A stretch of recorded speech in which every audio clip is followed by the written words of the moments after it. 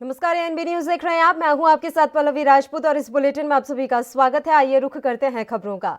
Corona काल से देश गुजर रहा है। क्रिसमस भी कोरोना गाइडलाइन का पालन करते हुए मनाया जा रहा है। सामाजिक दूरी का पालन करते हुए लोग प्रभु यीशु की प्रार्थना कर रहे हैं। क्रिसमस पर देश की तरक्की और कोरोना खात्मे की प्रार्थना की जा रही है। आपके सामने ये जो देश भर तस्वीरें हैं, इसमें आप देख सकते हैं कि किस तरह से क्रिसमस त्योहार को लेकर देश भर में उत्साह का माहौल दिख रहा है। हर तरफ क्रिसमस को लेकर धूम है। दुकानें भी त्योहार में प्रयोग होने वाली सामग्रियों से पट गई है। चर्च की साज सज्जा से लेकर घर सजे हुए हैं। पहली तस्वीर भुवनेश्वर से है, जिसमें आप देख सकते हैं कि दुकानें किस तरीके से सजी हुई हैं। तरह तरह के केक भी आपको देखने को मिल रहे हैं। दूसरी तस्वीर जो है वो एक कलाकार की है, जिसने अपनी कड़ी मेहनत से एक खाली बोतल के अंदर जो कलाकारी दिखाई है वो बहुत ही काबिले तारीफ है। वहीं तीसरी तस्वीर केरल के कोची से है। तस्वीर में चर्च को रंग बिरंगी लाइटों से सजाया गया है। वहीं ईसा मसीही की बचपन की कुटिया आस्था का केंद्र बनी हुई है। चौथी तस्वीर महाराष्ट्र के मुंबई से, जहां एक मॉल में 25 फीट का क्रिसमस ट्री बनाया गया है, जो काफी सुंदर दिखाई दे रहा है। पांचवी तस्वीर है पश्चिम बंगाल के सिलीगुड़ी से, जहां स्टेट टूरिज्म डिपार्टमेंट की ओर से एक कार्यक्रम आयोजित किया जा रहा है, जिसमें महिलाएं जमकर सेल्फी खींच रही हैं और सिलीगुड़ी की सड़कें भी रंग बिरंगी लाइटों से जगमगा रही हैं। और सबसे अंत में जो आप तस्वीर देख रहे हैं वो दरअसल मशहूर सिंगर एसपी बालासुब्रमण्यम का एक चॉकलेट स्टैच्यू है, जो पुडुचेरी में तैयार किया गया है। यह स्टैच्यू करीब 161 घंटे में तैयार हुआ है और करीब 5 फीट 8 इंच का है। इसका वजन 339 किलो है, जिसमें बालासुब्रमण्यम हाथ में माइक लिए हुए नजर आ रहे हैं। ये स्टैच्यू जू का चॉकलेट कैफे में तैयार किया गया है।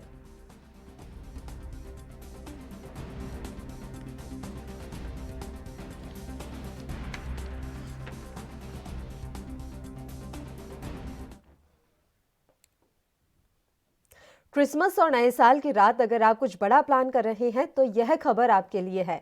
महाराष्ट्र समेत कई राज्यों ने त्योहारों के जश्न और कोरोना के नए खतरे को लेकर रात का कर्फ्यू लागू कर दिया है। कर्फ्यू के दौरान रात 11 बजे से सुबह 6 बजे तक पब, नाइट क्लब बंद रहेंगे। हालांकि जरूरी सेवाओं से जुड़े कामकाजों पर कोई रोक नहीं रहेगी। जानकारी के मुताबिक महाराष्ट्र सरकार ने नाइट कर्फ्यू के लिए नई गाइडलाइन जारी कर दी है। गाइडलाइन में साफ कहा गया है कि नाइट कर्फ्यू लोगों की सुरक्षा और सेहत के लिए ही लगाया गया है।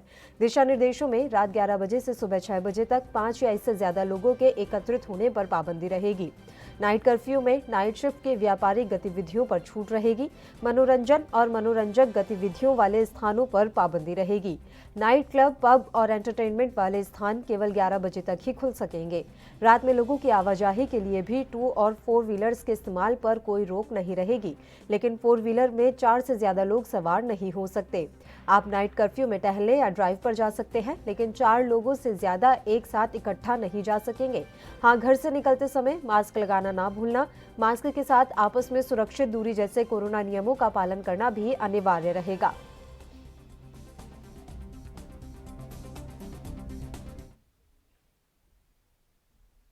इस वर्ष कोरोना संक्रमण के चलते सभी धर्मों के कार्यक्रम कोरोना गाइडलाइन के अनुसार सिमट कर रह गए हैं। वहीं अब ईसाई समुदाय का प्रमुख पर्व क्रिसमस पर्व भी कोरोना की भीड़ चढ़ गया है। इस वर्ष क्रिसमस के अवसर पर राजस्थान के चित्तौड़गढ़ जिला मुख्यालय स्थित पेंटेकोस्टल चर्च में भी कोई आयोजन नहीं होगा। इस अवसर पर चर्च के फादर जॉन पी अब्राहम ने अनुयायियों से घर पर ही क्रिसमस मनाते हुए प्रार्थना करने की अपील की है।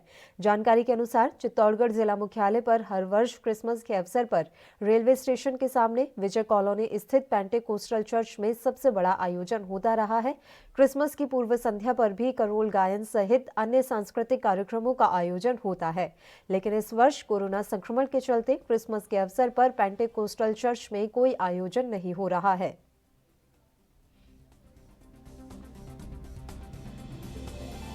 हमारी क्रिसमस का कार्यक्रम है। कोरोना के मद्देनजर में चर्च में कोई भी कार्यक्रम रखा नहीं गया, क्योंकि हमें सरकार का नियम का पालन करना है। साथ साथ लोगों की सुरक्षा भी देखते हुए हमने इस कार्यक्रम को बिल्कुल नहीं रखा है। और हम लोगों से यही अपील करते हैं कि आप लोग सब अपने घर में बैठकर इस पर्व को मनाइए। और मैं ईश्वर से प्रार्थना करते हैं कि ईश्वर पिता इस महामारी को दुनिया से हटा दे, खासतौर से भारतवर्ष से हटा दे, और लोगों के अंदर जो भय है वो दूर करे और हमारे देश में आशीष और अनुग्रह ईश्वर प्रदान करे। दिल्ली जल बोर्ड के उपाध्यक्ष राघव चड्ढा ने दावा किया है कि बीजेपी कार्यकर्ताओं ने उनके कार्यालय में तोड़फोड़ की है। हालांकि बीजेपी ने राघव चड्ढा के इन आरोपों को नकार दिया है। उधर राघव चड्ढा के कार्यालय में हुए हमले को लेकर मुख्यमंत्री अरविंद केजरीवाल ने कड़ी प्रतिक्रिया दी है। उन्होंने कहा कि ये बेहद शर्मनाक है। बीजेपी समझ गई कि आम आदमी पार्टी और मेरी सरकार पूरी तरह से अंतिम सांस तक किसानों के साथ है। इस तरह के कायराना हमलों से हम नहीं डरते। मेरी सभी कार्यकर्ताओं से अपील है कि बीजेपी के इस तरह के हमलों से उत्तेजित न हो, संयम बरतें और पूरी तरह से किसानों का साथ दें।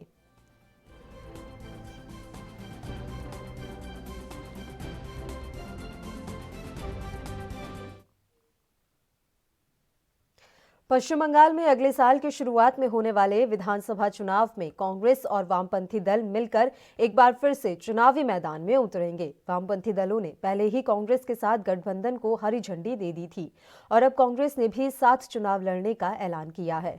कांग्रेस के पश्चिम बंगाल प्रदेश अध्यक्ष अधीर रंजन चौधरी के मुताबिक कांग्रेस और लेफ्ट के साथ चुनाव लड़ने पर पार्टी के शीर्ष नेतृत्व ने मुहर लगा दी है।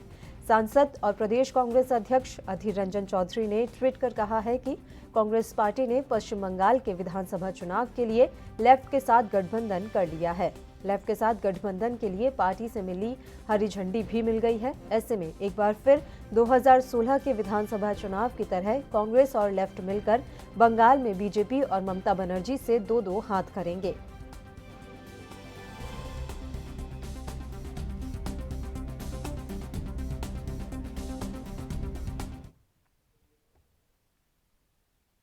अगले साल होने वाले पश्चिम बंगाल विधानसभा चुनाव में कांग्रेस और लेफ्ट एक साथ मिलकर चुनाव लड़ेंगे। कांग्रेस के वरिष्ठ नेता और पश्चिम बंगाल इकाई के अध्यक्ष अधीर रंजन चौधरी ने इस बात की घोषणा की। इस दौरान मीडिया से बात करते हुए कांग्रेस नेता अधीर रंजन चौधरी ने बीजेपी पर जमकर निशाना साधा। कांग्रेस पार्टी और लेफ्ट पार्टीज अपने तरीके से बंगाल में आंदोलन कर रहे हैं और ये चुनाव के पहले भी, ये चुनाव तो अभी घोषित नहीं हुआ, लेकिन पिछले कई महीनों से दोनों पार्टी मिलकर, खासकर हमारे दोनों पार्टी की जो आम वर्कर है, ये दोनों मिलकर बंगाल में आंदोलन कर रहे हैं। ऐसे तो बीजेपी पार्टी की बड़े बड़े नेता की कतार बंगाल में लग चुके हैं और आगे भी ये कतार और लंबी होगी, क्योंकि उन लोग का बंगाल की ज़मीन में लोकल लीडरशिप की कमी है। इसलिए लोकल लीडरशिप की जो कमी, उनको भरपाई करने के लिए दिल्ली से सप्लाई किया जाता लीडर्स, तो वो हालत तो हमारे लिए नहीं है। वो हालत हमारे नहीं है कि हमें हर बात में दिल्ली से नेता पकड़ के ले जाना पड़ेगा। हम खुद वहाँ अपने पार्टी की जो आम वर्कर है, ये खुद हम आम वर्कर के ऊपर निर्भर करते ही सत्तारूढ़ पार्टी के खिलाफ हम चुनाव आरोप लगाते हैं कि वो जो विश्व भारती के, हम भी कोर्ट का मेंबर हूं, लेकिन हम लोगों को कभी नहीं बुलाया जाता। दूसरी बात, आज इतने सालों बाद अमित शाह जी का, नरेंद्र मोदी जी की, सबको याद आ गया गुरुदेव के लिए, और वहां सदियों से चले आ रहे जो पोष मेला, वो भी बंद कर दिया गया इन्हीं का इशारे पे।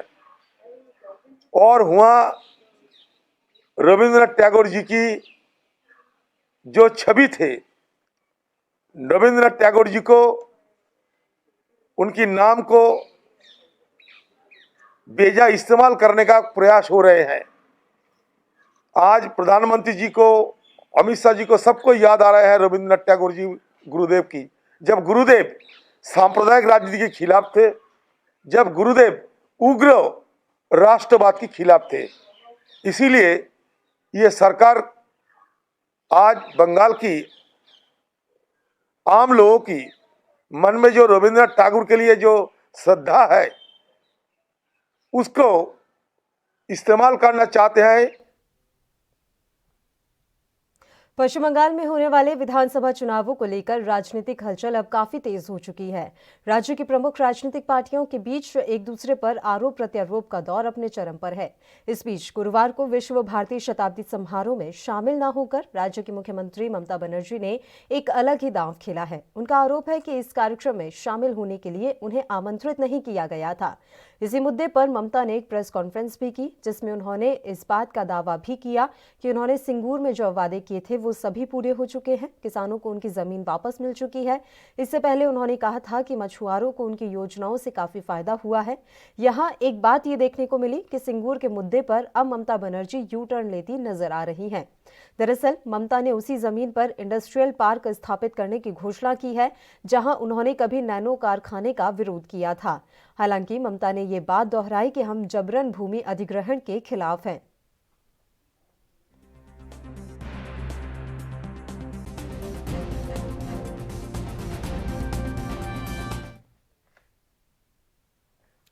जम्मू कश्मीर में डीडीसी चुनाव के बाद आज एक और बड़ी खबर सामने आई है, जहां कश्मीर के नौशहरा में पीडीपी के पूर्व एमएलसी सुनील चौधरी ने बीजेपी कार्यकर्ता की दुकान पर हमला कर दिया, जिसमें बीजेपी कार्यकर्ता बुरी तरह से घायल हो गया। इसे लेकर जम्मू कश्मीर के बीजेपी अध्यक्ष रविंद्र रैना ने पीडीपी नेताओं को आतंकवादी जैसा व्यवहार करने वाला बताया है।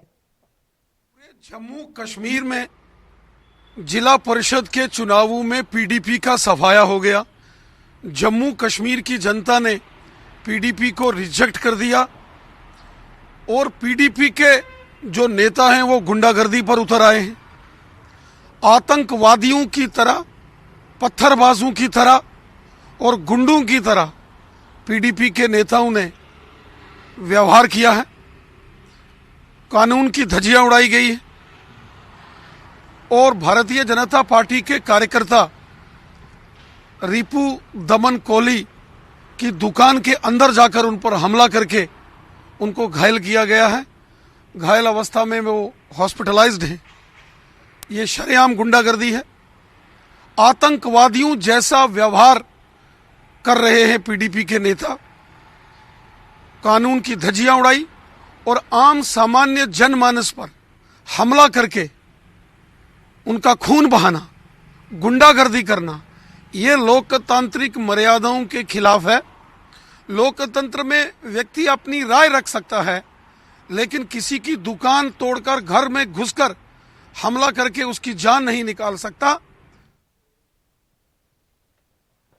किसान सेना के 21 सदस्यीय प्रतिनिधिमंडल ने कृषि भवन में केंद्रीय कृषि मंत्री नरेंद्र सिंह तोमर के साथ केंद्र के 3 कृषि कानूनों का समर्थन करने पर चर्चा की, जिसके बाद कृषि मंत्री नरेंद्र सिंह तोमर ने कहा, मैं आपके साथ सीधे संवाद के लिए 3 कृषि कानूनों का समर्थन करने और यहां आने के लिए आप सभी को धन्यवाद देना चाहता हूं। मुझे पता चला कि किसान सेना के किसान फार्म कानूनों के समर्थन में दिल्ली आ रहे थे, लेकिन हस्तक्षेप करने पर विज्ञान भवन आए और हमसे बात करने का फैसला किया। व्यक्ति के जीवन में भी और देश के जीवन में भी ऐसे क्षण आते हैं जब कुछ अच्छा करने चलो तो बाधाएं आती हैं। ऐसी ही परिस्थिति से आज हम गुजर रहे हैं। वहीं नरेंद्र तोमर ने राहुल गांधी पर भी जमकर निशाना साधा। आज उत्तर प्रदेश में किसान सेना के लोग बड़ी संख्या में दिल्ली आना चाह रहे थे, लेकिन बीच में सांसद जी ने हस्तक्षेप किया और उनको कहा कि आप जाम मत लगाओ, सरकार तक आपकी बात पहुंचाना है तो मैं आपकी मदद करूंगा। और मुझे प्रसन्नता है कि सांसद जी के सहयोग से ये सब किसान सेना के लोग कृषि मंत्रालय पहुंचे हैं और इन्होंने कानूनों का समर्थन किया है। मैं इनका हृदय से बहुत बहुत धन्यवाद देता हूं।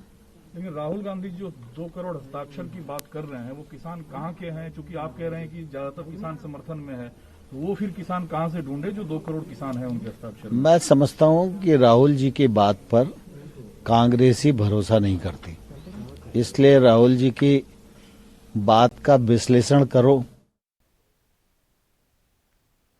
दिल्ली में कांग्रेस के मार्च को रोके जाने को लेकर अब कांग्रेसी नेता हमलावर हो गए हैं। लखनऊ में कांग्रेस नेता अशोक सिंह ने केंद्र की मोदी सरकार को घेरते हुए कहा कि विपक्ष जब भी अपनी बात कहता है तो धारा 144 लगा दी जाती है।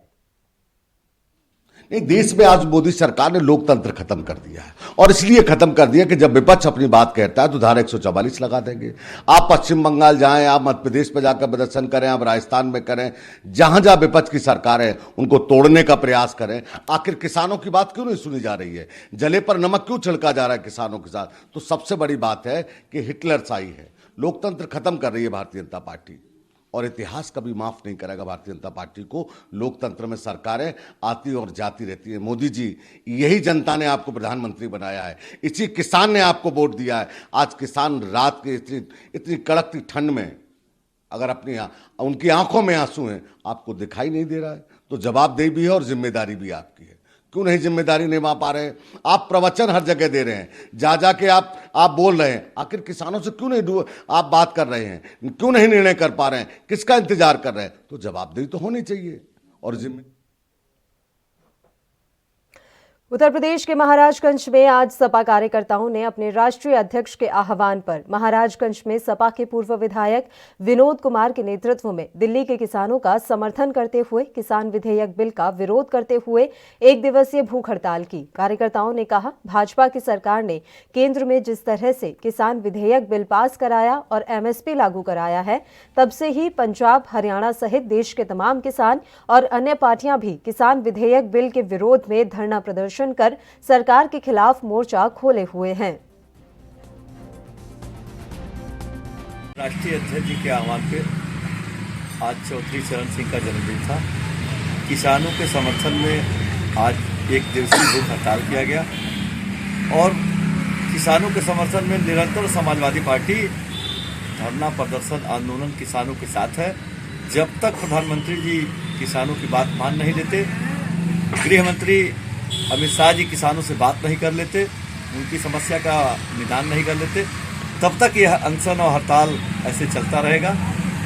यही समाजवादी पार्टी की आह्वान पे नेतृत्व पूर्व विधायक जी के अगुवाई में नेतृत्व किया गया। अगर सरकार नहीं सुनती आप लोगों की बात तो क्या की? इस पे किसान आंदोलन करने के लिए बाध्य है।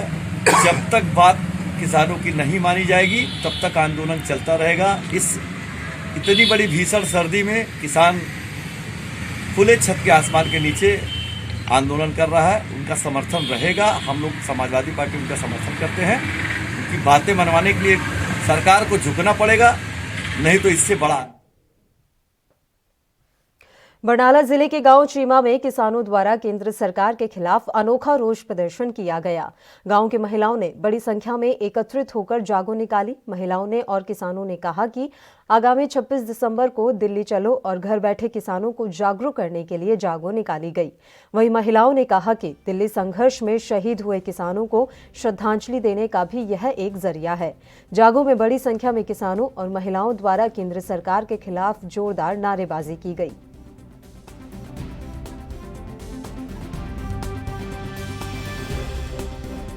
ਦਿਨੋਂ ਦਿਨ ਚਾਹੇ ਠੰਡ ਵੱਧ ਰਹੀ ਹੈ, ਚਾਹੇ ਦਿਨ ਵੱਧ ਰਹੇ ਨੇ, ਲੋਕਾਂ ਦੇ ਵਿੱਚ ਜਿਹੜਾ ਜੋਸ਼ ਆ ਦਿਨੋਂ ਦਿਨ ਠਾਠਾ ਮਾਰ ਰਿਹਾ। ਜਿਹੜਾ ਪੋਹ ਦਾ ਮਹੀਨਾ ਸਾਡੇ ਸਾਹਿਬਜ਼ਾਦਿਆਂ ਦਾ, ਸਾਡੇ ਗੁਰੂ ਗੋਬਿੰਦ ਸਿੰਘ ਦਾ ਇੱਕ ਕਠਿਨਾਈਆਂ ਭਰਿਆ ਜਿਹੜਾ ਇੱਕ ਇਹ ਸਮਾਂ ਚੱਲ ਰਿਹਾ ਪੋਹ ਦਾ ਮਹੀਨਾ, ਉਹ ਤੋਂ ਹੀ ਅਸੀਂ ਇਹ ਗੱਲਾਂ ਦਾ ਸਬਕ ਲੈ ਕੇ ਅਸੀਂ ਆਪਦੇ ਇਤਿਹਾਸ ਤੋਂ ਹੀ ਅਸੀਂ ਪੂਰੇ ਜਜ਼ਬੇ ਦੇ ਨਾਲ ਉਹ ਸ਼ਹੀਦਾਂ ਨੂੰ ਯਾਦ ਕਰਕੇ ਅਸੀਂ ਆਪਦੇ ਉਹ ਗੁੱਸੇ ਨੂੰ ਰੋਹ ਦੇ ਵਿੱਚ ਮੋਦੀ ਨੂੰ ਚੈਲੰਜ ਕਰਦੇ ਹਾਂ। ਪਰ ਇਹ ਕਾਨੂੰਨ ਨੇ ਜਿਹੜੇ ਅਸੀਂ ਉਹ ਰੱਦ ਕਰਾ ਕੇ ਹਟਾਂਗੇ। ਉਹਨਾਂ ਚਿਰ ਘਰਾਂ ਨੂੰ ਨਹੀਂ ਮੁੜਦੇ, ਚਾਹੇ ਸਾਲ 2 ਸਾਲ ਚਾਹੇ 4 साल लग जाना। कृषि कानूनों को रद्द कराने के लिए जहां हर वर्ग किसान जत्थेबंदियों का समर्थन कर रहा है, वहीं पटियाला के बस स्टैंड पर PRTC workers union AITUC Punjab की तरफ से धरना दिया गया। पीआरटीसी एटक यूनियन रिटायर्ड कर्मचारियों की तरफ से 21 कर्मचारियों को भूख हड़ताल पर बिठाया गया। किसानों को समर्थन देने के लिए रैली निकाली गई है। बता दें कि इससे पहले भी पटियाला के बस स्टैंड पर 8 तारीख को कर्मचारी प्रदर्शन किया गया था।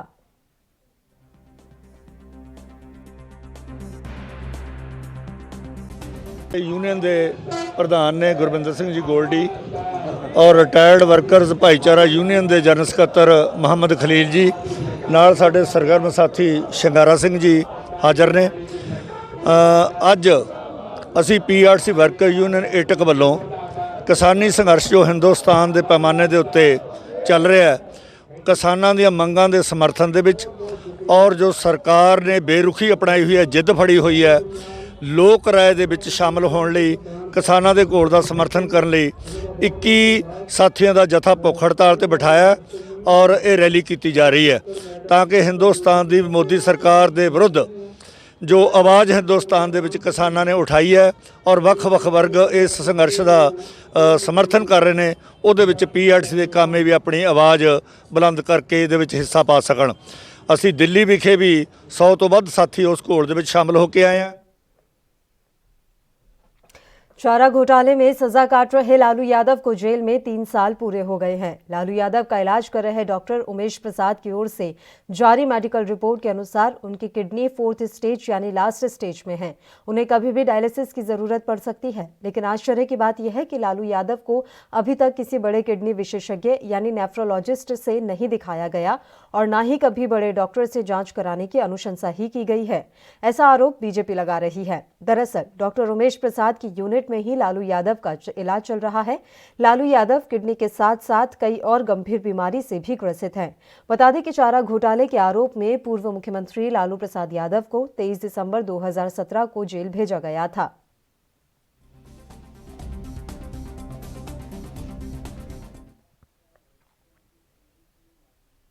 केंद्रीय सड़क परिवहन और राजमार्ग मंत्री नितिन गडकरी ने गुरुवार को ऐलान किया कि 1 जनवरी 2021 से देश में सभी वाहनों के लिए फास्टैग को अनिवार्य किया जा रहा है। उनका कहना है कि यह यात्रियों के लिए उपयोगी है क्योंकि उन्हें नकद भुगतान, समय की बचत और ईंधन के लिए टोल प्लाजा पर रुकने की आवश्यकता नहीं होगी।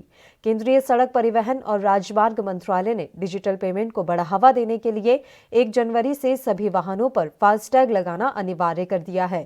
अगर आप 1 जनवरी से अपनी या बड़े वाहनों पर बिना फास्टैग लगवाए नेशनल हाईवे टोल प्लाजा पर पहुंचते हैं तो इसकी भारी कीमत चुकानी पड़ सकती है।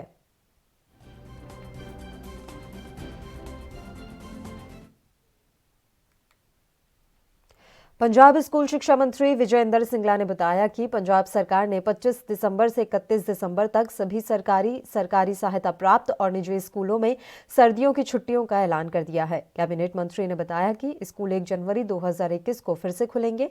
सिंगला के अनुसार सर्दियों के मौसम के मद्देनजर शिक्षा विभाग ने स्कूलों के विद्यार्थियों और स्टाफ को राहत देने का फैसला किया है। उन्होंने कहा कि कोविड-19 महामारी के कारण अब तक सिर्फ 9वीं से 12वीं कक्षा के विद्यार्थियों को निजी तौर पर कक्षाएं लगाने की आज्ञा दी गई है।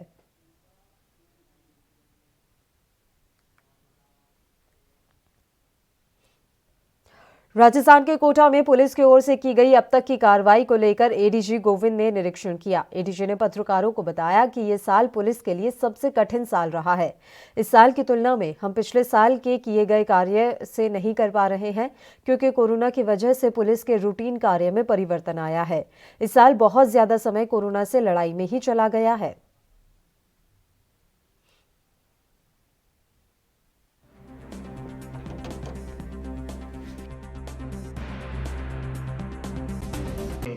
इस साल जो आंकड़े हैं वो जो कारण भी स्पष्ट है। इस बार जो अपराध है संख्याओं की दृष्टि से लगभग 2018 और 2020 में लगभग समान है, थोड़ा ऊपर नीचे है। 2019 से कंपेयर करें तो घटे हैं। एक्सीडेंट भी आपके लगातार 3 साल से आपके जिले में घटे हैं, तो उस दृष्टि से तो सुधार है। नहीं, जैसे महिलाओं के अत्याचार बढ़े हैं या बालिकाओं के साथ मैंने सर्किल वाइज किया तो। खबर उत्तर प्रदेश के बहराइच से है, जहां जिलाधिकारी ने आज खाद्य सुरक्षा और औषधि प्रशासन विभाग के जागरूकता वाहन को हरी झंडी दिखाकर रवाना किया। वाहन में इस बात का प्रचार किया जाएगा कि किस तरह से लोग मुनाफा कमाने के लिए सामान में रासायनिक चीजों का मिश्रण करके बेच देते हैं, जो कि स्वास्थ्य के लिए किस प्रकार हानिकारक हो सकता है। वाहन उनको उसके प्रति जागरूक करेगा। उन्होंने बताया कि सरकार इस बात को लेकर बेहद चिंतित है कि जनता को खाद्य सामग्री में कोई भी मिलावट ना मिले।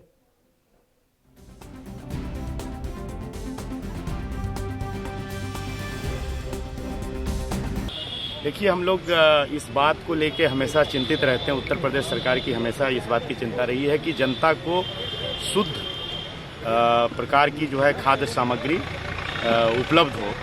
और आए दिन ये शिकायत मिलती है कि कहीं कहीं पे एडल्ट्रेशन हुआ है, मिश्रण करके जो है स्वास्थ्य के लिए हानिकारक रासायनिक पदार्थ मिलाकर लोग मुनाफा कमाने की कोशिश करते हैं। ये सारी जो समस्याएं हैं इसकी चिंता करते हुए उत्तर प्रदेश सरकार के द्वारा इस दिशा में काफ़ी प्रयास किया जा रहा है। उसी प्रयास के तहत आज खाद्य सुरक्षा और यूपी के उप मुख्यमंत्री केशव प्रसाद मौर्य कानपुर पहुंचकर सीधे सर्किट हाउस पहुंचे, जहां उनका स्वागत सांसद देवेंद्र सिंह भोले, मेयर प्रमिला पांडे समेत तमाम बीजेपी के पदाधिकारियों ने किया। मौर्य जी ने आज कई शिलान्यास और लोकार्पण एक स्थान से खड़े होकर किए। आज पीडब्ल्यूडी के कई अन्य विभागों के अधिकारियों के साथ उन्होंने समीक्षा बैठक की। उसके बाद पार्टी के नेताओं के साथ बैठक की। शाम को डिप्टी सीएम सरसैया घाट में वरिष्ठ भाजपा के कार्यकर्ता के घर भी गए।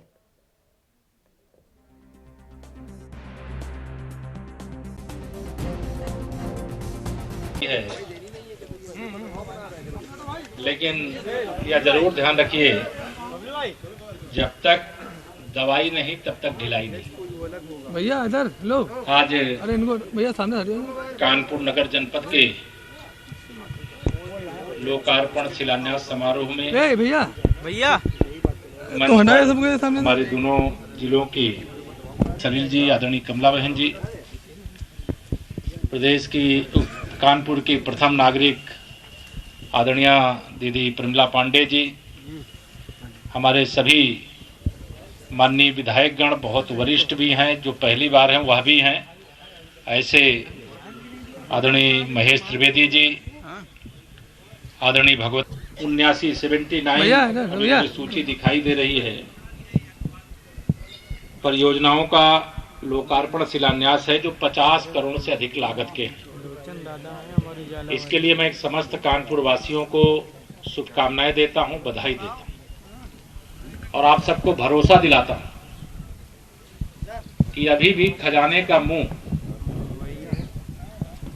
कानपुर नगर। केंद्रीय मंत्री और अमेठी से सांसद स्मृति ईरानी कल से अपने 3 दिवसीय संसदीय क्षेत्र के दौरे पर पहुंचेंगी। 25 दिसंबर से 27 दिसंबर तक होने वाले इस दौरे में वो अपने संसदीय क्षेत्र के 5 विधानसभाओं में आयोजित कार्यक्रम में हिस्सा लेंगी। आपको बता दें कि 26 दिसंबर को जवाहर नवोदय विद्यालय कैंपस में बड़ा कार्यक्रम आयोजित होगा, जिसमें केंद्रीय मंत्री के साथ उत्तर प्रदेश के डिप्टी सीएम केशव प्रसाद मौर्य विकास कार्यों की आधारशिला रखेंगे।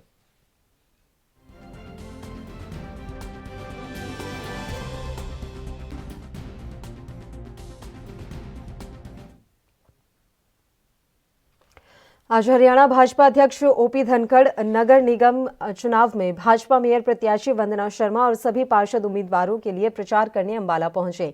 ओम प्रकाश धनखड़ ने अंबाला के कई वार्डों में जनसभाएं कर भाजपा प्रत्याशियों के लिए वोट मांगे। धनखड़ ने कहा कि भाजपा निगम चुनाव में विकास के मुद्दों को लेकर मैदान में उतरी है, ताकि हम अंबाला को स्वच्छ, साफ और सभी आधुनिक सुविधाओं से लैस शहर बना सकें। वहीं दूसरी पार्टियां अपने राजनीतिक फायदे और निजी महत्वाकांक्षा के लिए चुनाव लड़ रही हैं।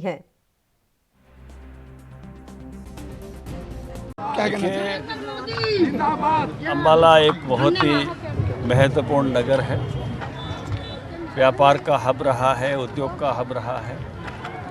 हम इस संकल्प के साथ आगे बढ़े हैं कि इस ऐतिहासिक शहर की ऐतिहासिक विरासत के साथ साथ फिर से व्यापार का बड़ा हब, एक जीने योग्य जिसको शहर कहते हैं, ऐसा संजीवन शहर, एक स्मार्ट सिटी, एक स्वच्छ शहर और इसकी औद्योगिक जो ऊंचाइयां थी साइंटिफिक उद्योगों की, उनको फिर से प्राप्त करे। उस सपने के साथ मेरी टीम यहाँ चुनाव में उतरी है।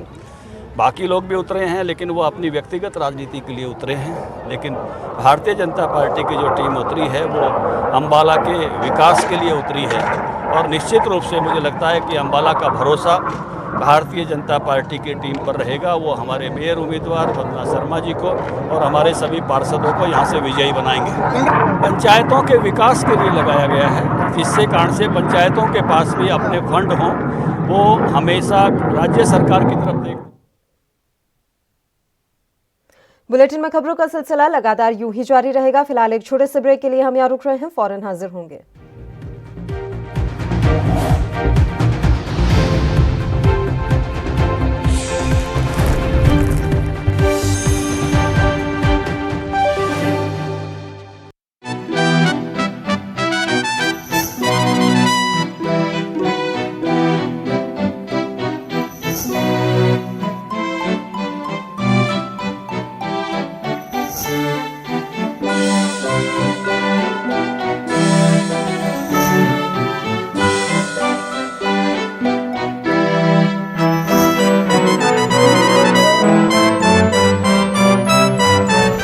मुस्कुराते हंसते क्रिसमस ट्री तुम सजाना, जीवन में खूब सारी नई खुशियों को लाना, दुख दर्द अपने भूल कर सबको गले लगाना और प्यार से क्रिसमस मनाना। Wish you a merry Christmas.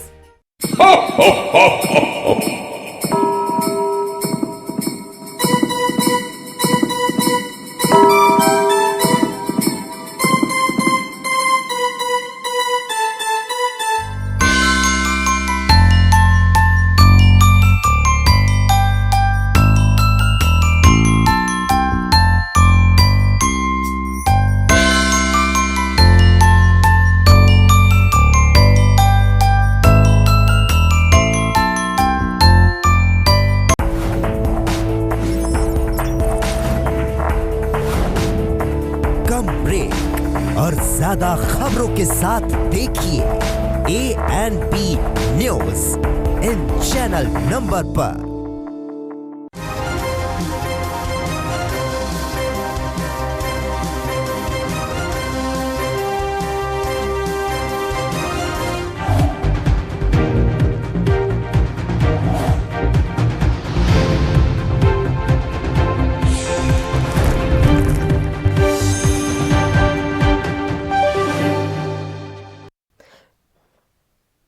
Break के बाद एक बार फिर से आप सभी का स्वागत है। बढ़ते हैं खबरों की ओर। फार्म हाउस कांड मामले में पुलिस ने कांड के मुख्य आरोपी पूर्व सरपंच को रेवाड़ी के एक निजी अस्पताल से गिरफ्तार कर 2 दिन की रिमांड पर लिया था और रिमांड के दौरान पूर्व सरपंच इम्तियाज ने पुलिस के सामने कई चौंकाने वाले खुलासे किए हैं और उन लोगों के नाम भी बताए हैं जिन्होंने फार्म हाउस में सरेआम नंगा नाच कर करोड़ों रुपए की लग्जरी गाड़ियों को ही नहीं तोड़ा था बल्कि गाड़ियों से कीमती सामान को भी लूट कर ले गए थे। इतना ही नहीं, आरोपियों ने फार्म हाउस मालकिन साक्षी बहल और उसकी बेटी प्रियंका के साथ मारपीट करते हुए करीब 1.5 दर्जन लोगों को गंभीर रूप से घायल कर दिया था। वहीं सदर पुलिस थाना प्रभारी इंस्पेक्टर सुरेश चंद ने बताया कि जमीनी मामले को लेकर विवाद हुआ था, जिसके बाद गांव में ये अफवाह फैल गई थी कि सरपंच को फार्म हाउस मालिक की ओर से गोली मार दी गई है। इसके बाद गांव सांचोली और नुरेरा के लोग फार्म हाउस में घुस आए थे और आते ही गाड़ियों में तोड़फोड़ शुरू कर दी थी। पूर्व सरपंच ने कुछ लोगों के नाम भी पुलिस पूछताछ में बताए हैं, जिनमें से 6 लोगों को गिरफ्तार कर लिया गया है और करीब 25 लोगों के नाम अभी तक ही पूछताछ में सामने आए हैं, जिन्हें गिरफ्तार करने के लिए टीम गठित कर दी गई है। हमने जो सांचौली जुनूनेरा का सरपंच है उसकी पार्टी के 6 लोगों को और अरेस्ट किया है कल 23/12 को 2020 को और उनसे गहनता से पूछताछ की है, जिसमें काफ़ी लोगों के और नाम सामने आए हैं जिन्होंने जो इस वारदात को अंजाम दिया था और जो विक्टिम्स हैं उनकी गाड़ियों में तोड़फोड़ की थी और उनके सामान को लेकर। दिल्ली में महिला पत्रकार के साथ कांग्रेसी सांसद जसबीर डिम्पा द्वारा बदसलूकी करने के विरोध में बरनाला प्रेस क्लब द्वारा जसबीर डिम्पा का पुतला फूंका गया। पत्रकारों ने कांग्रेसी सांसद जसबीर डिम्पा पर मामला दर्ज करने की मांग की है। इस मामले पर अधिक जानकारी देते हुए बरनाला प्रेस क्लब के सुखचरणप्रीत, जगसीर सिंह चहल, बघेल सिंह, राजेंद्र बराड़ ने कहा कि दिल्ली में खेती कानूनों के विरोध में जंतर मंतर पर धरने पर बैठे कांग्रेसी सांसद जसबीर डिम्पा द्वारा एक महिला पत्रकार के साथ बदसलूकी करना पूरी तरह से गलत है और यह संविधान के चौथे स्तंभ पर सीधा हमला है। उन्होंने कहा कि जसबीर डिम्पा द्वारा महिला पत्रकार के साथ बदसलूकी करना दिखाता है कि यह नेता किस कदर अहंकार में डूबे हुए हैं।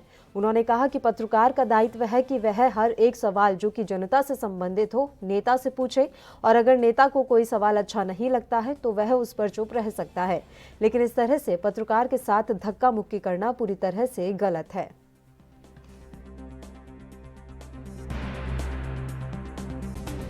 ਜਸਵੀਰ ਡਿੰਪਾ ਵੱਲੋਂ ਕਿਸਾਨ ਧਰਨੇ ਦੇ ਵਿੱਚ ਜਿਹੜਾ ਹੈ ਮੌਜੂਦ ਬੀਬੀ ਵੱਲੋਂ ਕੋਈ ਸਵਾਲ ਪੁੱਛੇ ਜਾਣ ਤੇ ਡਿੰਪਾ ਜੀ ਜਿਹੜੇ ਆ ਅਚਾਨਕ ਭੜਕ ਗਏ ਆ ਔਰ ਬੀਬੀ ਦਾ ਕੈਮਰਾ ਖੋਲ੍ਹਿਆ, ਬੀਬੀ ਦਾ ਮਾਈਕ ਔਰ ਬੀਬੀ ਨਾਲ ਬਦਸਲੂਕੀ ਕੀਤੀ ਹੈ, ਧੱਕਾ ਮੁੱਕੀ ਕੀਤੀ ਹੈ। ਇਹਦੀ ਕਿਹੜੇ ਸ਼ਬਦਾਂ ਦੇ ਵਿੱਚ ਜਿਹੜੀ ਹੈਗੀ ਹੈ ਬਰਨਾਲਾ ਪ੍ਰੈਸ ਕਲੱਬ ਵੱਲੋਂ ਨਿੰਦਾ ਕੀਤੀ ਜਾਂਦੀ ਹੈ ਤੇ ਉਹਦਾ ਅੱਜ ਪੁਤਲਾ ਫੂਕਿਆ ਗਿਆ। ਪੰਜਾਬ ਸਰਕਾਰ ਨੂੰ ਬੇਨਤੀ ਹੈ ਵੀ ਜਲਦੀ ਤੋਂ ਜਲਦੀ ਇਹੋ ਜਿਹੇ ਭੂਸਰੇ ਹੋਏ ਸਾਹ ਨੂੰ ਅੰਦਰ ਕਰਕੇ ਇਹਦੇ ਨੱਥ ਪਾ ਕੇ ਅੰਦਰ ਕਰਨ ਤੇ ਜਿਹੜੇ ਇਹਦੇ ਫੁੱਲ ਆ ਛੇਤੀ ਚੁਗ ਲੈਣ, ਨਹੀਂ ਤਾਂ ਜਿਹੜੀ ਇਹਦੇ ਖਿਲਾਫ ਜਿਹੜਾ ਹੈ ਮੁਹਿੰਮ ਆ ਜਿਹੜੀ ਉਹ ਪੂਰੇ ਪੰਜਾਬ ਲੈਵਲ ਦੇ ਉੱਪਰ ਛਿੜੂਗੀ ਤੇ ਜਾਗਦੀਆਂ ਜ਼ਮੀਰਾਂ ਵਾਲੇ ਪੱਤਰਕਾਰ ਜਿਹੜੇ ਹੈਗੇ ਆ ਉਹ ਉੱਠ ਕੇ ਜਿਹੜਾ ਹੈ ਡਿੰਪੇ ਵਰਗੇ ਪੁੱਤਰੇ ਸਾਨਾਂ ਨੂੰ ਨੱਥ ਪਾਉਣਗੇ। ਪੰਜਾਬ ਸਰਕਾਰ ਆਪਣੇ ਲੈਵਲ ਤੇ ਪਾਲੇ, ਵਧੀਆ ਗੱਲ ਹੈ।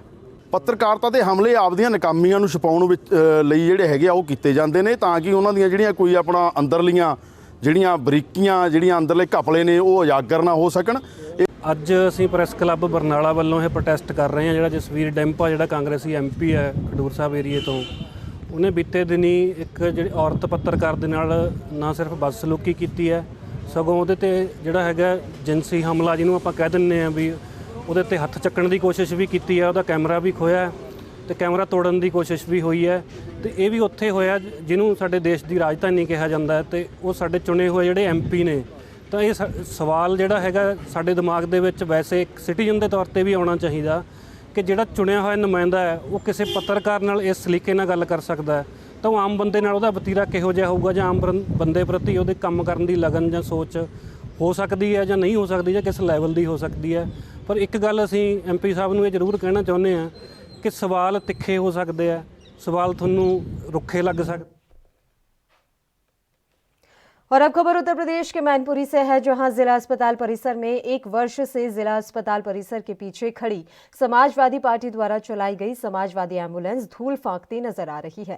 आज अचानक एक एम्बुलेंस में अज्ञात कारणों के चलते भीषण आग लग गई। आग लगने के बाद जिला अस्पताल में हड़कंप मच गया। आनन फानन में फायर ब्रिगेड को फोन मिलाया गया, पर जिला अस्पताल कर्मियों का कहना है कि फोन नहीं लगा, जिससे फायर ब्रिगेड की भी कोई गाड़ी मौके पर नहीं पहुंच पाई। जिला अस्पताल कर्मियों द्वारा आग बुझाने का प्रयास भी किया गया, लेकिन तब तक पूरी गाड़ी जलकर खाक हो चुकी थी। अब सवाल उठता है कि जिला अस्पताल से महज 3 किलोमीटर दूर अग्निशमन केंद्र स्थित है, इसके बावजूद भी फायर ब्रिगेड की गाड़ी समय पर नहीं पहुंच पाई और एम्बुलेंस जलकर राख हो गई।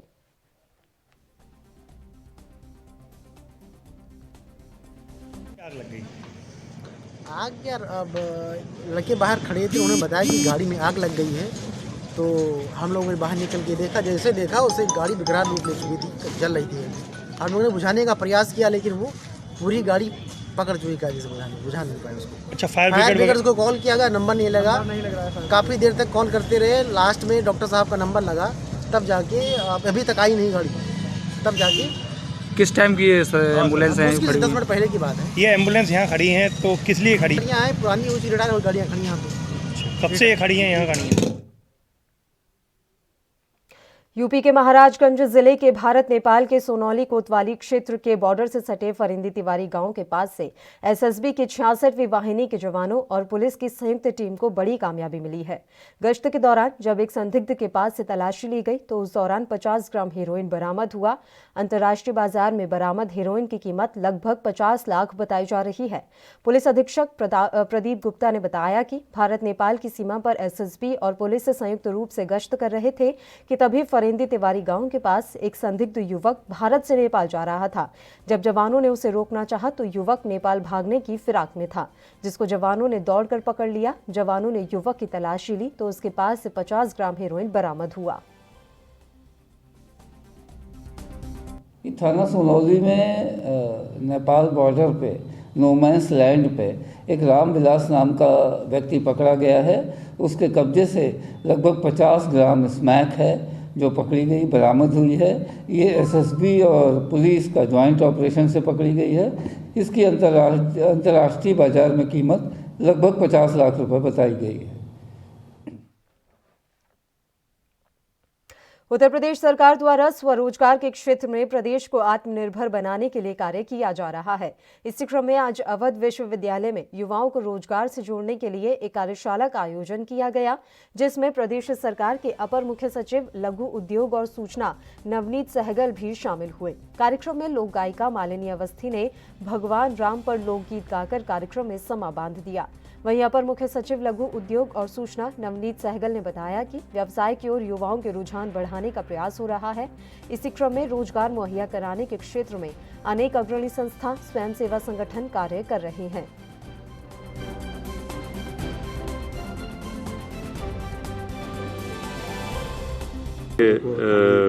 माननीय प्रधानमंत्री श्री नरेंद्र मोदी जी और हमारे माननीय मुख्यमंत्री योगी आदित्यनाथ जी का ये एक संकल्प है कि हम आत्मनिर्भर देश को आत्मनिर्भर बनाएं और उसी आत्मनिर्भरता में जो हमारे स्थानीय उद्योग हैं, छोटे छोटे उद्योग धंधे हैं, उनमें युवाओं को कैसे जोड़ें। तो जो हमारे युवा हैं प्रदेश के, उन युवाओं में जो एक हिचक रहती है कि हम अपना काम शुरू करेंगे तो उस काम में हमें फाइनेंस कैसे मिलेगा, उस काम में हमें सरकार से क्या मदद मिलेगी, उस काम की प्रक्रिया क्या होगी, तो उस हिचक को दूर करने के उद्देश्य से हमारे ये जफर सुरेशवाला साहब हैं, इन्होंने इनकी संस्था जो एक कार्यक्रम कराती है, वो उसका उद्देश्य यही है कि हम अपने युवाओं में उद्यम को आगे कैसे लाना है। उस उद्यम को स्थापित करने के लिए जो हमारी सरकार की योजनाएं हैं और जो संस्थाएं हैं,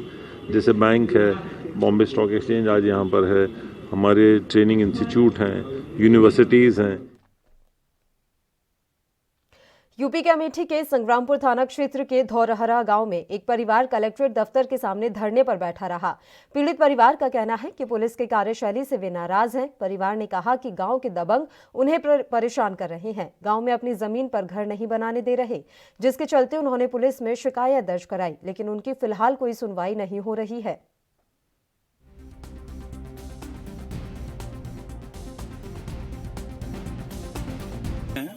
मामला हमारे सिर्फ गांव का है। हम गांव में अपना घर बना रहे थे तो हमारे बाजू पट्टीदार जो हैं श्रीमान जी हमको परेशान कर रहे हैं, बार बार मार रहे हैं। एक बार हमने हमको मारे, हमारे भाई को मारे थे, तो हमने जो है संग्रामपुर थाना में हमारा जो कि आता है थाना आता है, वहाँ पे हमने इनका FIR लिखवाया हुआ था, लेकिन वहाँ पे कोई सुनवाई नहीं हुई। तो फिर उन्होंने दोबारा फिर हमको हमारा हाथ तोड़ दिया, हमको बहुत मारा। सुबह से हम लोग DM ऑफिस इसलिए बैठे हैं कि हमारे पट्टीदार हम लोगों को एक बार मारे, मेरे छोटे वाले लड़के को मारे।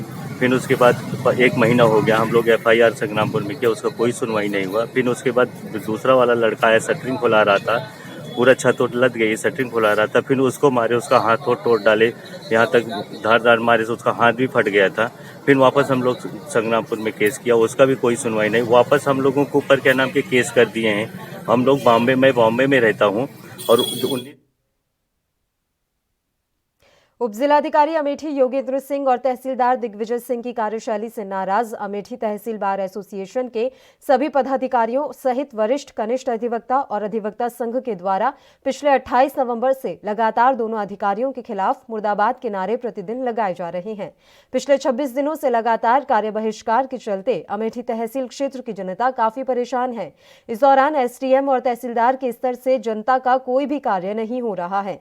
अधिवक्ता संघ के अध्यक्ष सदाशिव पांडे ने बताया कि SDM अमेठी हर कोई काम नहीं करते हैं, हर मामले में सिर्फ रुपए की डिमांड करते हैं। इस मामले को लेकर हम लोगों के द्वारा लगातार विरोध प्रदर्शन किया जा रहा है। SDM और तहसीलदार के गलत कारनामों को लेकर के मैं ही नहीं, मेरा पूरा बार और आम जनता भी इनका विरोध कर रही है। क्या है, क्या दिक्कत है? इनसे दिक्कत ये है कि न्यायिक कार्य से इनका कुछ लेना देना नहीं है, इनका प्रशासनिक कार्य से कुछ लेना देना नहीं है। केवल इनका उल्लू सीधा हो इतने ये जानते हैं, न ये जनता का कार्य करना चाहते हैं, न अधिवक्ताओं से संबंधित किसी मुकदमे का कार्य करना चाहते हैं। केवल हाई कोर्ट से जो निर्देशित है उतने ही मुकदमे देखना चाहते हैं और इनको डर बराबर बनी रहती है कि कहीं मेरे ऊपर कंटेम्प्ट ना हो जाए। एक कंटेम्प्ट बचाते हैं, न कि लोक हितकारी, जनहितकारी और न्याय हितकारी कार्य करते हैं। तमाम सारे कार्य हैं, चाहे वो आप ले लीजिए, चाहे वो हदबरारी का कार्य हो, चाहे बंटवारे का कार्य हो, 500-500 फाइलें नीचे से ऊपर तक पेंडिंग पड़ी हुई है, जिसका कोई पुरसा हाल नहीं है।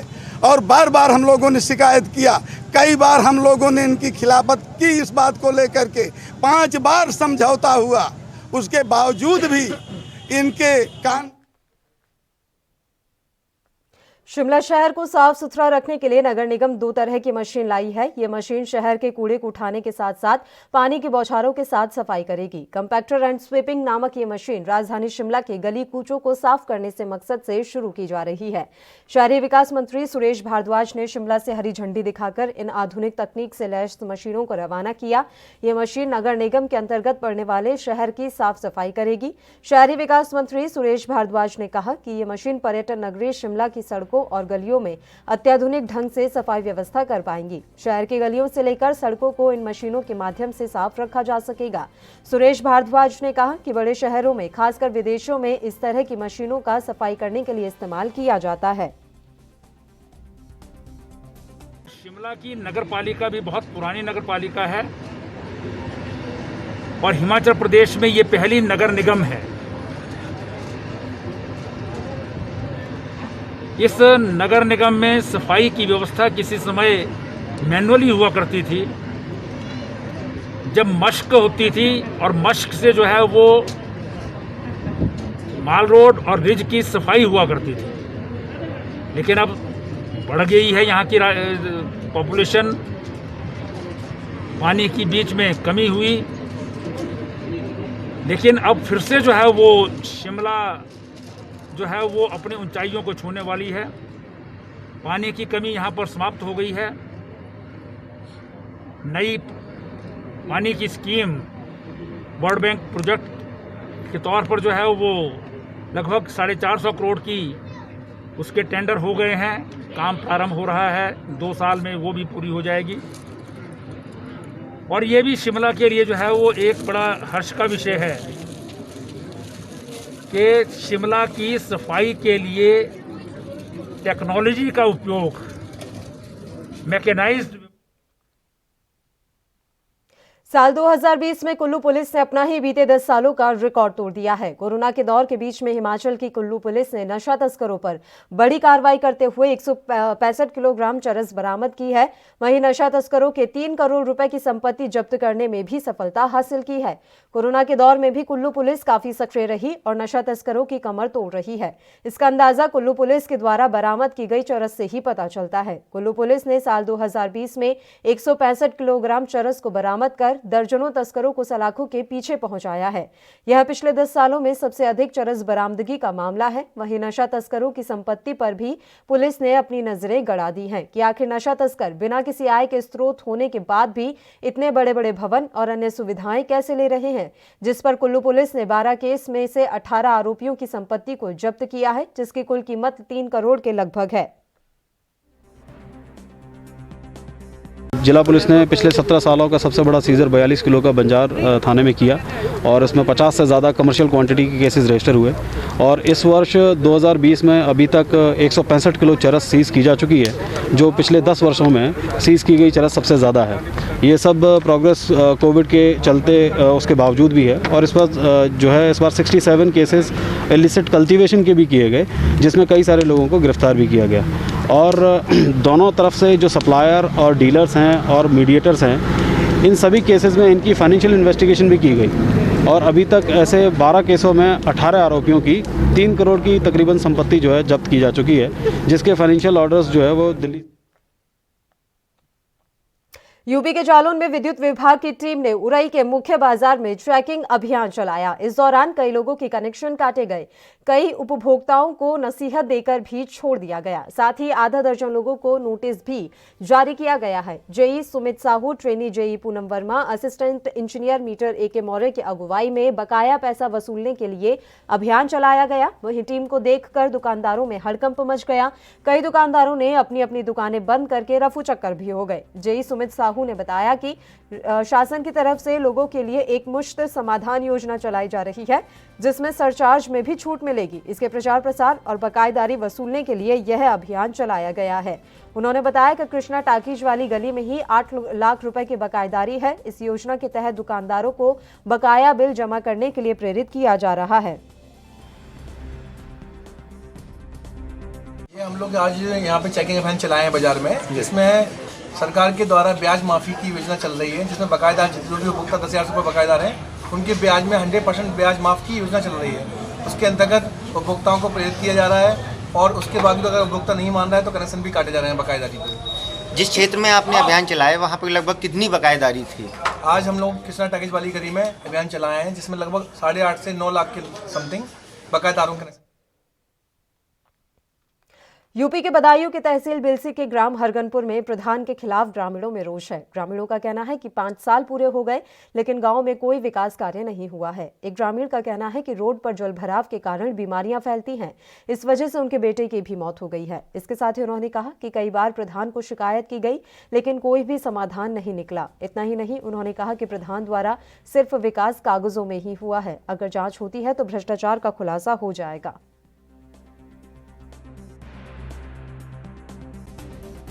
समस्या यहाँ पर ये है सर कि जो भूमिहीन वाले लोग हैं वो काफ़ी संख्या में यहाँ पे खड़े हुए हैं जिनको नहीं मिल पा रही है। और इस गांव में उपजिलाधिकारी महोदय और कृषि अधिकारी द्वारा जांच की गई जिसमें 117 लोग ऐसे पाए गए जिनके नाम पर बिल्कुल भी ज़मीन नहीं है। उनको ज़मीन वाला कैसे बनाया गया ये जांच का विषय है, इस पर बारीकी से जाँच हो। यहाँ पर जन सुविधा केंद्र स्वामी हैं एक रोहित कुमार सिंह सन ऑफ श्री अशोक पाल सिंह। मैं समझता हूँ जन सुविधा केंद्र भी चला रहे हैं और SBI की एक मिनी ब्रांच भी चला रहे हैं। कंप्यूटर वाली जो छोटी बैंक होती है, खाते लगभग 10,000 हैं, किसी खातेदार के खाते में रुपया नहीं चढ़ाया जाता है ब्याज का। समस्या ये खरंजे की है, पूरा खरंजा मेरा बंद है, बिल्कुल भैंस तो बनी है, सब नाली वाली हो रही है, बीच में निकलने बहुत बड़ी दिक्कत। मोटरसाइकिल का साइकिल से भी नहीं निकल सकते जी। तो इस बारे में जो है आपने किसी अधिकारी या प्रधान जी से बोला? प्रधान जी से बोल चुका हूँ साहब, वैसे तो मैंने किसी से कहा नहीं है। अच्छा, प्रधान जी ने क्या कहा? प्रधान जी बोल रहे राजस्थान के कोटा की गेंदा रोड बाईपास के पास खड़ी एक पुरानी जीप में 15 दिन की नवजात मिली है। जीप के पास से गुजर रहे लोगों ने बच्ची के रोने की आवाज सुनकर पुलिस को नवजात के बारे में सूचित किया। मौके पर पहुंची पुलिस ने बच्ची को कब्जे में लेकर उसके परिजनों की तलाश शुरू कर दी है। हालांकि बच्ची के बारे में अभी तक कुछ भी पता नहीं लग पाया है।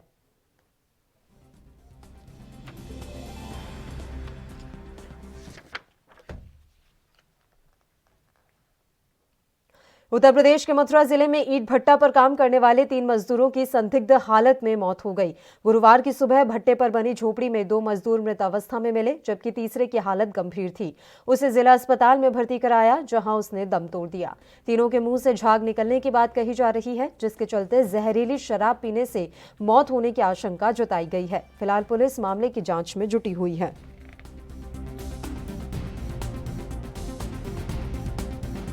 तीन लोग आए थे जिसमें 2 तो ब्रॉड डेड थे और एक जो है वो लाइव था, जिस सीरियस कंडीशन में था, तो उसको डॉक्टर साहब ने भर्ती किया था, उसका इलाज भी किया था और करीब इलाज के दौरान 1.5-2 घंटे के बीच में उसकी मौत हो गई थी। अगर डॉक्टर साहब बात करें तो मौत की वजह क्या है? जो पंजाब के श्री मुक्तसर साहिब में SSP डी सुदरविली दिया हिदायतें और पुलिस प्रशासन की तरफ से शहर के अलग अलग बाजारों में नशा विरोधी फ्लैग मार्च निकाला गया। इस मौके पर लोगों को नशों के बारे में और इनके बुरे प्रभाव के बारे में जागरूक करवाया गया और लोगों को नशे से दूर रहने की प्रेरणा दी गई। यह फ्लैग मार्च रेड क्रॉस भवन से शुरू हुआ। इस फ्लैग मार्च को SP कुलवंत राय की तरफ से हरी झंडी देकर रवाना किया गया।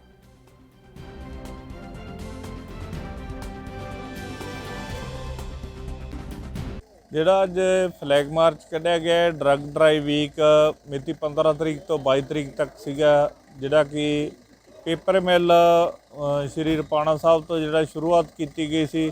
ਵੱਖ-ਵੱਖ ਡਿਵੀਜ਼ਨਾਂ ਦੇ ਵਿੱਚ ਜਾ ਕੇ ਵੱਖ-ਵੱਖ ਪਿੰਡਾਂ ਦੇ ਵਿੱਚ ਜਾ ਕੇ ਲੋਕਾਂ ਨੂੰ ਜਾਗਰੂਕ ਕੀਤਾ ਗਿਆ।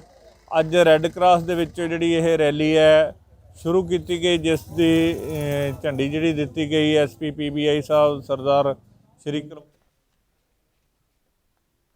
खबर उत्तर प्रदेश के अमेठी से है, जहां SDM और अधिवक्ता संघ के बीच चल रही तनातनी खत्म होने का नाम नहीं ले रही है। पिछले माह की 28 तारीख से लगातार विरोध प्रदर्शन चल रहा है, कार्य बहिष्कार भी हो रहा है। आज अमेठी तहसील में बार एसोसिएशन के पदाधिकारियों के साथ सभी अधिवक्ताओं ने मिलकर SDM योगेंद्र सिंह, तहसीलदार दिग्विजय सिंह के खिलाफ वापस जाओ मुर्दाबाद के नारे लगाए। बार एसोसिएशन द्वारा लगातार SDM और तहसीलदार को हटाने की मांग की जा रही है।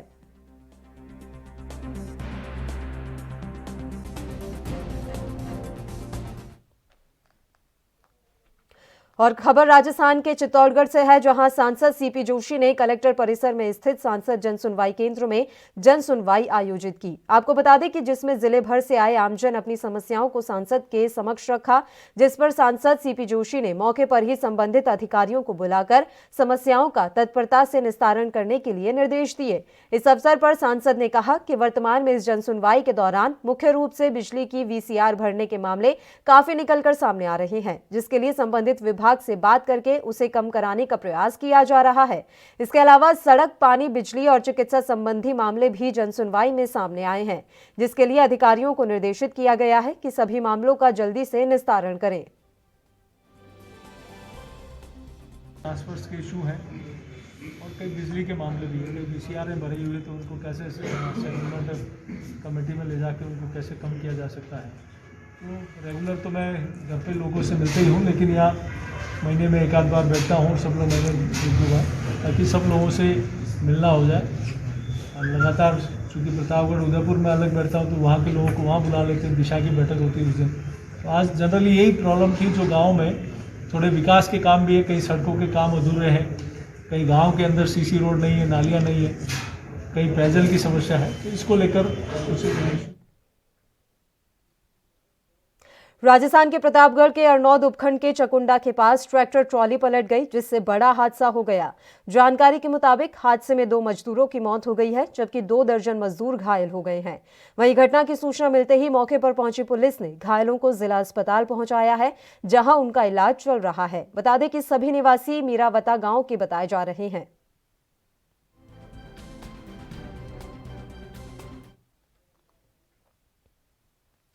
पंजाब के गुरदासपुर के कस्बा धारीवाल के गांव रनिया से पुरानी रंजिश के चलते हत्या करने का मामला सामने आया है। जानकारी के मुताबिक 32 साल के नौजवान जगदीप सिंह का कत्ल पुरानी रंजिश के चलते कर दिया गया। वहीं मौके पर पहुंचे DSP कुलवंत सिंह विर्क ने बताया कि कत्ल की सूचना मिलते ही वो मौके पर पहुंचे और मृतक के शव को कब्जे में लेकर पोस्टमार्टम के लिए भिजवा दिया। इसके साथ ही मामला दर्ज कर जांच शुरू कर दी है। उन्होंने कहा कि कत्ल करने वाले दोषियों को जल्द गिरफ्तार कर लिया जाएगा। वहीं मृतक के परिजनों ने भी जल्द से जल्द इंसाफ देने की बात कही है। जो भी साडे नाल होया वा सानू ओदा इंसाफ मिलना चाहिदा वा ते पुलिस नूं चाहिदा वा तफ्तीश करके ते छेती तो छेती ਜਿਹੜੇ भी मुजरम हैगे आ ਉਹਨਾਂ ਨੂੰ ਮਤਲਬ ਕਿ ਕਾਬੂ ਕਰਨਾ ਚਾਹੀਦਾ ਵਾ ਤੇ ਉਹਨਾਂ ਨੂੰ ਆਪਾਂ ਪੁਲਿਸ ਨੂੰ ਦੱਸਿਆ ਵੀ ਆ ਵੀ ਹਾਂ ਵੀ ਕਿਹਦੇ ਨਾਲ ਉਹਦਾ ਝਗੜਾ ਹੋਇਆ ਹੈਗਾ, ਕਿੱਦਾਂ ਕੀ ਆ ਕੀ ਨਹੀਂ, ਸਾਰਾ ਉਹਨਾਂ ਨੂੰ ਦੱਸਿਆ। ਅਸੀਂ ਇਹੋ ਚਾਹੁੰਦੇ ਆ ਕਿ ਛੇਤੀ ਤੋਂ ਛੇਤੀ ਉਹ ਉਹਨਾਂ ਨੂੰ ਲੱਭਣ, ਕਿਉਂਕਿ ਉਹਦੇ ਛੋਟੇ ਬੱਚੇ ਨੇ ਬਹੁਤ ਮਾੜਾ ਕੀਤਾ। ਬਸ ਇਹ ਕਵਾਂਗੇ ਭਾਜੀ ਜੀ। ਸ਼ੋਦੀ ਰਾਤ 2:30 ਵਜੇ ਸਾਡੇ SHO ਸਾਹਿਬ ਨੂੰ ਇਤਲਾਹ ਮਿਲੀ ਸੀ ਵੀ ਇੱਥੇ ਇੱਕ ਨੌਜਵਾਨ ਦਾ ਵਾਕਿਆ ਹੋਇਆ। ਇਹ ਮੌਕੇ ਤੇ ਆਏ ਸੀ। ਇੱਥੇ ਨੌਜਵਾਨ ਜਗਦੀਪ ਸਿੰਘ ਕਿੱਸਾ ਜਿਹਦੀ ਲਾਸ਼ ਪਈ ਹੋਈ ਸੀ, ਪੂਰੀ ਤਰ੍ਹਾਂ ਵੱਢੀ ਟੁੱਟੀ ਹੋਈ ਸੀ। ਉਹਨੇ ਉਦੋਂ ਮੁਲਾਜ਼ਾ ਮੌਕਾ ਕਰਕੇ ਜਿਹੜੀ ਲਾਸ਼ ਨੂੰ ਮੋਰਚਰੀ ਭੇਜਿਆ ਆ। ਅਸੀਂ ਉਦੋਂ ਦੇ ਵੱਖ-ਵੱਖ ਪਹਿਲੂਆਂ ਤੇ ਜਾਂਚ ਕਰ ਰਹੇ ਹਾਂ। ਮੁਕੱਦਮਾ ਦਰਜ करके तफ्तीश की जा रही है। तरह में तफ्तीश जो भी कत्ल का। और इसी के साथ इस बुलेटिन में फिलहाल के लिए इतना ही। मुझे दीजिए इजाजत। देश प्रदेश की तमाम ताज़ा और अहम खबरों के लिए आप बने रहिए हमारे साथ। नमस्कार।